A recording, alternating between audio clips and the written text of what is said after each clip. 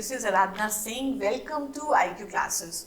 आज का जो हमारा टॉपिक है वो रिफ्रैक्शन एट प्लेन सरफेस का सी पार्ट है, that is applications of refraction. अब देखिए, रिफ्रैक्शन सिर्फ एक थ्योरेटिकल टॉपिक नहीं है, ये हमारे अगल बगल कई सारी जगहों पे होता है, इसी वजह से हमको पढ़ाया जाता है। अगर आप नॉर्मल, जैसे मैं एग्जांपल देखूं, अगर एक पानी का ग्लास लीजिए, ठीक है, और उसमें अगर हम कोई सिक्का डालें और उस सिक्के को हम बाहर से देखें तो हम ये देखेंगे कि सिक्का क्योंकि पानी के बेस में है, लेकिन वो हमको थोड़ा सा रेज्ड नजर आता है, थोड़ा ऊपर नजर आता है। वो बेसिकली रिफ्रैक्शन की वजह से ही होता है। जैसे मान लीजिए अगर फिशिंग करना है, फिशिंग करते वक्त कोई फिशरमैन है, वो फिश को एम लगाए बाहर से पानी के अंदर, तो जो फिश है, जो एक्चुअल लोकेशन फिश की होती है, आपको वो लोकेशन फिश की नहीं दिखाई देगी, बल्कि कुछ अलग लोकेशन दिखाई देती है, ठीक है। वो सिर्फ रिफ्रैक्शन की वजह से होता है। जो लोकेशन आपको, मतलब हम लोग को दिखाई देती है रिफ्रैक्शन की वजह से, उसको हम एपरेंट कहते हैं। एपरेंट माने जो रियल लगता है बट रियल होता नहीं है। तो जो रिफ्रैक्शन है, ये हमारे आंखों के सामने एक एपरेंट इमेज क्रिएट करता है, ठीक है। जैसे फॉर एग्जाम्पल, अगर स्विमिंग पूल है, स्विमिंग पूल पूरा भरा हुआ है पानी से, आप स्विमिंग पूल को देखेंगे तो जो आपको स्विमिंग पूल का डेप्थ दिखाई देगा, एक्चुअली वो डेप्थ होता नहीं है, वो एपरेंट डेप्थ है। स्विमिंग पूल उससे ज्यादा गहरा होता है, ठीक। अगर कांच का ग्लास लें, उसमें कोई पेंसिल को डिप करें और पेंसिल को देखने की कोशिश करें, तो पेंसिल हमको कांच के ग्लास के अंदर डिप जाएगी तो वो टूटी सी नजर आती है। वो अपने सीधा जो पेंसिल होती है वैसी ना दिख करके हमको हल्की सी उस पर्टिकुलर इंटरफेस पर बेंड नजर आती है। ये जितने भी फिनोमेनन मैंने बात किए हैं, ये कुछ रिफ्रैक्शन हमारे अगल बगल होते हैं, ठीक। अब इन्हीं के बारे में आज हम लोग बात करेंगे। तो जो एक होती है रियल ऑब्जेक्ट, ठीक है, एक होता है एपरेंट, जो उस ऑब्जेक्ट की इमेज होती है। तो आज के हमारे इस टॉपिक में हम एपरेंट और रियल दोनों को कंबाइन करने की कोशिश करेंगे और रिलेशन निकालने की कोशिश करेंगे। तो चलिए अब हम स्टार्ट करते हैं। देखिए, मैंने यहाँ पर ये दो लेवल बना रखे हैं, ये बेसिकली स्विमिंग पूल को रिप्रेजेंट करते हैं। जैसे मान लीजिए यहाँ से यहाँ तक ये स्विमिंग पूल की रियल डेप्थ है, ठीक है, रियल डेप्थ है। स्विमिंग पूल इतना गहरा है आपका, ठीक है। ये ऊपर से, यहाँ से अगर हम देख रहे हैं स्विमिंग पूल को, तो हमको स्विमिंग पूल इतना लग रहा है कि इतना गहरा होना चाहिए, बट एक्चुअल में स्विमिंग पूल तो गहरा नहीं होता है। मान लीजिए पॉइंट O है, ये उसका रियल डेप्थ है। हमें स्विमिंग पूल की कुछ और इमेज दिखाई देती है, मान लीजिए उसको मैं नाम दे दिया O डैश। O डैश क्या है? ये आपकी एपरेंट इमेज है, ठीक है। तो हमें स्विमिंग पूल की जो डेप्थ है ना, वो कुछ इस लोकेशन पर, यहाँ पर ऐसे करके नजर आएगी, जो हमें ऊपर से नजर आएगी, ठीक। एपरेंट इमेज आपको तभी दिखाई देती है जब आप रियल ऑब्जेक्ट में हो, ठीक, और जो रियल ऑब्जेक्ट है वो किसी डेंसर मीडियम पे हो। यहाँ पर जो रियल ऑब्जेक्ट है वो O है, वो डेंसर मीडियम पानी के अंदर है, और हम एयर में है, रेयर मीडियम में। देखिए बेटा, अब इसका रे डायग्राम में से समझने की कोशिश करिएगा। मान लीजिए कि O जो ऑब्जेक्ट है, ठीक है, अभी फिलहाल मैं इमेज हटा देती हूँ। O जो ऑब्जेक्ट है, वहां से एक सीधा, बिल्कुल सीधा एक रे निकली और बिल्कुल सीधा अनडिविएटेड चली गई। बिल्कुल जो परपेंडिकुलर पड़ती है वो बिल्कुल अनडिविएटेड चली भी जाती है। दूसरी रे मान लीजिए कुछ इस तरीके से निकली, ठीक है, एक पर्टिकुलर एंगल पर। जब ये रे वाटर से एयर पे एंटर करेगी तो वहां पर हम एक नॉर्मल खींच देंगे, ray travelling from denser to the rare medium, so it bend away from the normal. तो जब ये रे हमारी आंखों पे पहुंचेगी तो हमारी आंखों को लगता है that light always follow straight line path. तो हमें लगेगा कि जो रे हमारी आंखों पे पहुंच रही है वो कहीं यहाँ से किसी पॉइंट से आ रही होगी। तो ये पॉइंट जहां पर ये हमने इसको इंटरसेक्ट किया है, ये बन जाएगा आपकी इमेज, ठीक है, जिसको हम, चलिए आई से डिनोट कर लेते हैं, इसको हम आई से डिनोट कर लेते हैं। तो ये हमारी हो गई इमेज, ठीक। तो हमें पानी O की जगह ना दिखाई देकर पानी की डेप्थ I की जगह पर दिखाई देगा। अब ये क्योंकि आपका इंसिडेंट रे है तो ये एंगल ऑफ इंसिडेंस हो गया, ये आपकी रे बाहर रिफ्रैक्ट हुई है तो ये एंगल ऑफ रिफ्रैक्शन हो गया, ठीक। इसको कुछ नाम दे देते हैं, चलिए ये N हो गया, ये N1 हो गया, इसको मैं A कह लेती हूँ और इसको मैं B कह लेती हूँ। ये पॉइंट को भी नाम देना पड़ेगा C, आप अपने अकॉर्डिंग नाम दे सकते हैं, ठीक है। अब देखिए बेटा, ये जो एंगल आपको दिखाई दे रहा है N1CO, ये जो I वाला एंगल है, क्या मैं इसको इसके बराबर ये दोनों एंगल बराबर कह सकती हूँ, क्योंकि अगर आप ध्यान से देखें तो ये और ये दोनों आपस में कैसे हैं, इन दोनों के यहाँ से पैरेलल रे हैं और ये उसको ट्रांसवर्सल कट कर रहा है, तो इसीलिए ये दोनों एंगल आपके इक्वल हो गए। ठीक है, चलिए अब हम नेक्स्ट देखते हैं। नेक्स्ट में अगर हम बात करें, ये आपका रिफ्रैक्शन एंगल है।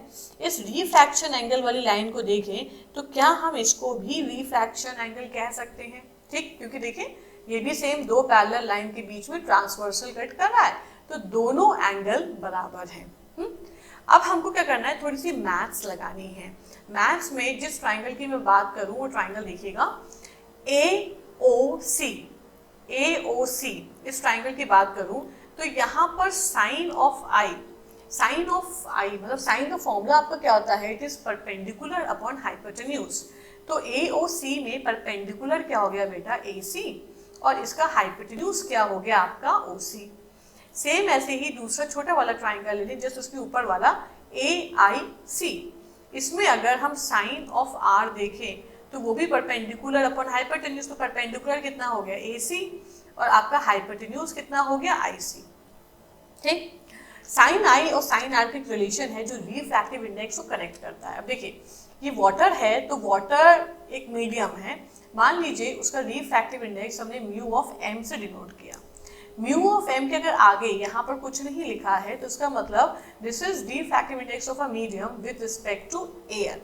रिफ्रैक्टिव इंडेक्स में मैंने कंप्लीट वीडियो बना रखा है, उसको आप जरूर एक बार चेक कर लीजिए, it will help you. Okay, देखिए बेटा, अगर लाइट आपकी ट्रैवल करी है फ्रॉम मीडियम टू एयर तो कैसे लिखा जाएगा, पहले मीडियम लिखा जाएगा फिर एयर लिखा जाएगा, तो क्या हो जाएगा आपका sine I upon sine of R। Sine I की वैल्यू सब्स्टिट्यूट कर दीजिए, AC upon OC, sine R की वैल्यू भी सब्स्टिट्यूट कर दीजिए, यहाँ पर देखिए कैंसिल हो गया, तो refractive index of air with respect to medium आपको IC अपॉन OC मिल जाएगा। But air with respect to medium ये नहीं चलता है, बेसिकली क्या है, रिफ्रैक्टिव इंडेक्स उस पर्टिकुलर मीडियम का पता होना चाहिए विथ रिस्पेक्ट टू एयर। तो इसको हम चेंज कर लेंगे, इसको हम क्या कर लेंगे, यहाँ m यहाँ a करेंगे। अगर इसको हम जस्ट रेसिप्रोकल करते हैं तो यहाँ पर रिवर्सिबिलिटी का प्रिंसिपल लगता है, जो ये कहता है कि this is equal to 1 upon, आप जिसका रिवर्स कर रहे हैं, हम जिसका रिवर्स कर रहे हैं उसकी वैल्यू को 1 अपॉन कर देगा। तो अगर मैं इसको जस्ट रेसिप्रोकल कर रही हूँ तो OC ऊपर चला जाएगा, IC नीचे आ जाएगा। अब यहाँ पर देखिए कुछ हमको एजम्पशन करने पड़ेंगे। एजम्पशन क्या है कि A और C ये जो दो पॉइंट हैं ये बहुत क्लोज है भाई। ऑब्वियसली बात है, देखिए जो B वाली लाइट है और ये जो लाइट आंखों में पहुंच रही है, ठीक है, ये दोनों रे आपकी आंखों के अंदर कुछ इस तरीके से एंटर करनी चाहिए। अब हमारी आईज का जो सरफेस है वो इतना बड़ा तो होता नहीं है कि एक रे यहाँ है तो दूसरी रे यहाँ होगी, इट इज वेरी स्मॉल, नहीं। तो ये दोनों रे जो हमारी आंखों के अंदर एंटर कर रही हैं ये भी बहुत करीब होंगी, दे आर वेरी क्लोज। अगर आईज के अंदर कोई रे एंटर करे तो ऐसे ही एंटर करेगी ना, इतने ही सरफेस पर। तो A और C ये जो दो पॉइंट हैं ये भी बहुत पास होंगे, they are very close together. अगर ये दोनों बहुत पास हैं तो एक एजम्पशन है कि अगर A and C are very close, if they are very close, ठीक है, तो हमें क्या करना है, जो OC है हम उसको AO के बराबर कर देंगे, जो IC है हम उसको A ऑफ I के बराबर कर देंगे। अब देखिए समझिएगा थोड़ा ध्यान से, हम बेसिकली यहाँ पर क्या कर रहे हैं, देखिए समझिए, अगर ये दो लाइन है इस तरीके से, हम इनको बहुत करीब लाएंगे, तो इस तरीके से अगर बहुत करीब हमने रख दिया तो ये दोनों लाइन इक्वल कह सकते हैं, इसकी लंबाई और इसकी लंबाई दोनों की लंबाई बराबर कह सकते हैं। तो सेम यही असम्पशन हम अपना डेरिवेशन में भी करने वाले हैं। तो डेरिवेशन में देखिए हम क्या करेंगे कि यहाँ पर हमने दोनों को पास कर दिया और OC को AO के बराबर कर दिया, IC को AI। सब्स्टिट्यूट कर दीजिए बेटा, तो ये हो जाएगा A mu M is equals to AO upon AI। AO जो है वो बेसिकली क्या है, रियल डेप्थ है, और जो AI है A से I तक, इसको हम बोलते हैं एपरेंट डेप्थ। एपरेंट डेप्थ क्योंकि हमें लग रहा है कि पानी उतना गहरा है, बट एक्चुअली पानी उतना गहरा है नहीं, वो सिर्फ रिफ्रैक्शन की वजह से हमको लगता है। This is the formula for refractive index. एक और फॉर्मूला है, ठीक है, जिसमें हम शिफ्ट को कैलकुलेट करते हैं, शिफ्ट को, ठीक है। शिफ्ट होता क्या है, देखिए बेटा, अगर आपको जानना है कि कोई चीज़ कितनी गहरी है तो आप क्या करेंगे, उसको नापने के लिए, अगर मान लीजिए कोई बीकर है, आपको देखना है कि इसमें पानी कितना है, कितना गहरा है, तो गहराई नापने के लिए हमेशा हम सरफेस से नीचे की तरफ एरो बनाते हैं जो हमको डेप्थ बताता है। लेकिन अगर हमको जानना है कि कोई सिक्का हमने यहाँ पर डाला, यहाँ पर हमको जानना है कि ये सिक्का जब नीचे गिरा या ऊपर है किसी पर्टिकुलर पॉइंट पर, उसमें कितना शिफ्ट आया है, तो शिफ्ट को देखने के लिए हम हमेशा नीचे से स्टार्ट करते हैं ऊपर की तरफ, कि गहराई के मुकाबले वो कितना ऊपर खिसका है, ऊपर कितना शिफ्ट आया है, ठीक है। यहाँ पर भी अगर हमको देखना है कि जो आई है उसमें कितना शिफ्ट आया है, तो वो नीचे से नापा जाएगा। डेप्थ को हमेशा ऊपर से नापा जाता है नीचे की तरफ, शिफ्ट को नीचे से नापा जाता है, तो दिस इज कॉल्ड शिफ्ट। तो देखा जाए तो शिफ्ट को हम लिख सकते हैं रियल डेप्थ, देखिए आप उसको माइनस कर दीजिए एपरेंट डेप्थ से, ठीक है, हमने उसको यहाँ पर एपरेंट डेप्थ से माइनस कर दिया। अब रियल डेप्थ तो हम एज इट इज लिख लेंगे, एपरेंट डेप्थ को हम इस वाली इक्वेशन से कैलकुलेट कर लेते हैं। तो एपरेंट डेप्थ कितना हो जाएगा, real depth upon refractive index of a medium. तो real depth upon refractive index of a medium, यहाँ पर अगर रियल डेप्थ को हम कॉमन ले लें तो ये जाएगा 1 minus 1 upon refractive index. This is the formula for shift. ये दो बड़े इंपॉर्टेंट फॉर्मूले हैं, ये न्यूमेरिकल में आपको एग्जाम में बहुत हेल्प करेगा, ठीक। चलिए अब हम इसके बेसिस पर कुछ न्यूमेरिकल देखते हैं, और उससे पहले, न्यूमेरिकल से पहले मैं आपको बता दूं कि जो शिफ्ट है ये किन किन फैक्टर्स पर डिपेंड करता है। ये भी बोर्ड पॉइंट ऑफ व्यू के लिए इंपॉर्टेंट है। ये जो शिफ्ट है ये आपका 3 फैक्टर्स पर डिपेंड करता है। पहला, ये डिपेंड करता है refractive index of the medium पर। मतलब क्या है कि मीडियम का रिफ्रैक्टिव इंडेक्स अगर ज़्यादा है तो शिफ्ट भी ज़्यादा होगा। रिफ्रैक्टिव इंडेक्स ज़्यादा होने का मतलब ये होता है कि मीडियम ज़्यादा डेंस है, रिफ्रैक्टिव इंडेक्स कम है तो मीडियम आपका रेयर है। तो जहाँ मीडियम डेंस होगा ऑब्वियस सी बात है रिफ्रैक्शन ज़्यादा होगा, शिफ्ट भी ज़्यादा होगा। सेकेंड आपको बताता है ये थिकनेस ऑफ द मटेरियल या फिर मीडियम पर, मतलब अगर पानी ज़्यादा गहरा है तो ऑब्वियस सी बात है रिफ्रैक्शन उसमें ज़्यादा होगा, और थिकनेस ज़्यादा होने की वजह से शिफ्ट भी ज़्यादा होगा। थर्ड और लास्ट जो होता है वो डिपेंड करता है कलर ऑफ लाइट या वेवलेंथ ऑफ लाइट। भाई लाइट का अगर मैं कलर चेंज कर दूं, वायलेट या रेड या कोई भी कलर की लाइट यूज़ करूं, विबग्योर में तो 7 कलर्स होते हैं, तो वहाँ पर भी शिफ्ट की वैल्यू अलग अलग होगी, सेम वैल्यू नहीं होती है। जैसे वायलेट की बात करें तो वायलेट का वेवलेंथ जो होता है वो कम होता है, और जैसे जैसे हम रेड की तरफ मूव करते हैं वेवलेंथ हमारा इंक्रीज होता जाता है। अगर वेवलेंथ कम होता है तो वायलेट का रिफ्रैक्टिव इंडेक्स हाई होता है और रेड का रिफ्रैक्टिव इंडेक्स कम होता है। ये मैं ऑलरेडी डिस्कस कर चुकी हूँ कि रिफ्रैक्टिव इंडेक्स और वेवलेंथ में इन्वर्सली प्रोपोर्शनल होता है। वेलोसिटी और रिफ्रैक्टिव इंडेक्स इन्वर्सली प्रोपोर्शनल होता है, इसीलिए इसकी वेलोसिटी कम होगी और इसकी वेलोसिटी ज़्यादा होगी, ठीक है। अब आप देखिए बेटा, अगर वायलेट की वेलोसिटी कम है, इसकी वेलोसिटी ज़्यादा है, ठीक है। अब देखिए यहाँ पर रिफ्रैक्टिव इंडेक्स ज़्यादा तो शिफ्ट भी ज़्यादा, इसका मतलब वायलेट कलर का जो शिफ्ट होता है, जब वायलेट कलर की लाइट यूज़ करेंगे तो यहाँ पर शिफ्ट ज़्यादा मिलेगा और रेड कलर में शिफ्ट जो होता है वो डिक्रीज करता है। ये टेबल बड़ा इंपॉर्टेंट है, आपने देखा होगा हर किसी डेरिवेशन के बाद आपको फैक्टर्स में कलर और वेवलेंथ ज़रूर पूछा आता है, तो ये ऑर्डर में याद करना बड़ा इंपॉर्टेंट है, इसको ज़रूर याद रखिएगा, ठीक। ओके, तो जो पहला क्वेश्चन है वो ये कह रहा है अ coin is placed at the bottom of a beaker containing water. मतलब एक बीकर है हमारे पास, ठीक है, और उसमें पानी भरा हुआ है और बिल्कुल नीचे हमने एक सिक्के को रख दिया है। रिफ्रैक्टिव इंडेक्स ऑफ वाटर आपको गिवन है, इसकी जो डेप्थ है, ठीक है, इस पानी की वो टोटल 12 सेंटीमीटर है। मतलब जो 12 सेंटीमीटर है वो हमको रियल डेप्थ की वैल्यू दे रखी है। By what height the coin appears to be raised when seen from vertically above। मतलब रिफ्रैक्शन की वजह से मान लीजिए सिक्का हमको यहाँ दिखाई दे रहा है, आपको बोला है कि सिक्का कितना रेज्ड है। रेज्ड माने कितना ऊपर आया। तो जब भी हम रेज्ड जैसा कोई वर्ड देखेंगे तो इसका मतलब हमें क्वेश्चन में शिफ्ट को निकालना है। ओके, कैसे निकालेंगे चलो देख लेते हैं। जब भी ऐसा कोई क्वेश्चन आएगा बच्चों तो हमेशा रिफ्रैक्टिव इंडेक्स से स्टार्ट करिएगा। रिफ्रैक्टिव इंडेक्स ऑफ वाटर का फॉर्मूला क्या हो जाएगा, real depth upon apparent depth. ठीक है, तो वाटर का रिफ्रैक्टिव इंडेक्स 4/3 गिवन है, रियल डेप्थ हमारा 12 और एपरेंट डेप्थ की वैल्यू आप यहाँ से कैलकुलेट कर सकते हैं। तो कितना आ जाएगा 12 × 3/4, तो ये आ जाएगा आपका 9 सेंटीमीटर। हमें बेसिकली शिफ्ट चाहिए। शिफ्ट क्या होता है, रियल डेप्थ में से अगर एपरेंट डेप्थ को हटा दें तो शिफ्ट आ जाएगा।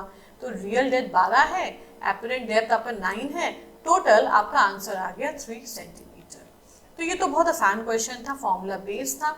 चलिए हम सेकंड क्वेश्चन पर मूव करते हैं। तो सेकंड क्वेश्चन ये कह रहा है कि आप पोस्टेज स्टैम्प केप्ट बिलो और रेक्टेंगुलर ग्लास स्लैब, जैसे फोन मेरा ये दिख रहा होगा, अगर ये एक ग्लास स्लैब की तरह है, देखिए इसमें कुछ थिकनेस है ना, ये थिकनेस है, इसी के नीचे हमने एक स्टैम्प रख लिया। मान लीजिए जैसे मेरा ये हाथ है, ये ऐसे एक स्टैम्प जो है वो हमने इसके नीचे रख लिया। ठीक है, तो ये जो स्टैम्प हमने नीचे रखा है, ये बेसिकली कहाँ रखा होगा, इसकी डेप्थ पर रखा होगा। हमें इसकी थिकनेस निकालना है, जो चौड़ाई दिख रही है ना आपको, ये चौड़ाई, ये थिकनेस, ये इसको कैलकुलेट करना है। इसी थिकनेस को हम चलिए प्लॉट करते हैं, ड्रॉ करते हैं और फिर देखते हैं कि कैसे इसको करना है। ये मैंने इस तरीके से ग्लास स्लैब की ऐसे थिकनेस को प्लॉट किया है।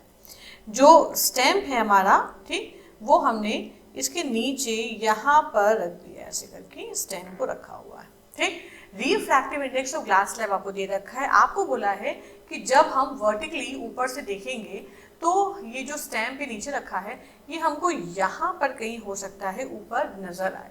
आपको बताना है ये कितना नहीं, आपको बताना है कि ग्लास स्लैब की थिकनेस क्या। अच्छा, हमको थिकनेस बताना है ये, तो उसका मतलब आपको बताना है रियल डेप्थ। तो ऐसा क्वेश्चन जब भी एग्जाम में आएगा, आपको क्या करना है कि रियल डेप्थ को फिलहाल हम x एज्यूम कर लेते हैं। अगर रियल डेप्थ x हो गया है तो स्टार्ट करिए वही रिफ्रैक्टिव इंडेक्स से। रिफ्रैक्टिव इंडेक्स ऑफ ग्लास आपको दे रखा है real depth upon apparent depth. Real depth हमारा x है, एपरेंट डेप्थ की वैल्यू हमें निकालना है और ये वैल्यू 1.5 आपको गिवन है। ठीक, अब देखिए बेटा, यहाँ पर एपरेंट डेप्थ की वैल्यू आपको मिल जाएगी x अपॉन 1.5। ओके, अगर एपरेंट डेप्थ मिल गया तो बताइए मुझे कि शिफ्ट का फॉर्मूला होता है real depth minus apparent depth. Shift आपको 7 मिलीमीटर दे रखा है, रियल डेप्थ हमारा x है, एपरेंट डेप्थ हमने अभी निकाल लिया x अपॉन 1.5। तो यहाँ से हमको x की वैल्यू पता चल जाएगी। तो 7 × 1.5, यहाँ पर आ जाएगा 1.5x माइनस x, तो जाएगा 0.5x इज इक्वल्स टू 7 × 1.5। अगर हम x को सॉल्व करेंगे तो हमारा आंसर आएगा 21 मिलीमीटर। ओके, या फिर हम कह सकते हैं 2.1 सेंटीमीटर। तो ये एक सबसे कॉम्प्लिकेटेड क्वेश्चन है इसमें, जो इस तरीके से आपको प्रोसीड करना है। आई होप आज का वीडियो आपको समझ में आया होगा। अगर कोई न्यूमेरिकल या कॉन्सेप्ट में प्रॉब्लम हो तो कमेंट बॉक्स में ज़रूर मेंशन करिए, और अगर आपको वीडियो अच्छा लगा हो तो डू सब्सक्राइब द चैनल।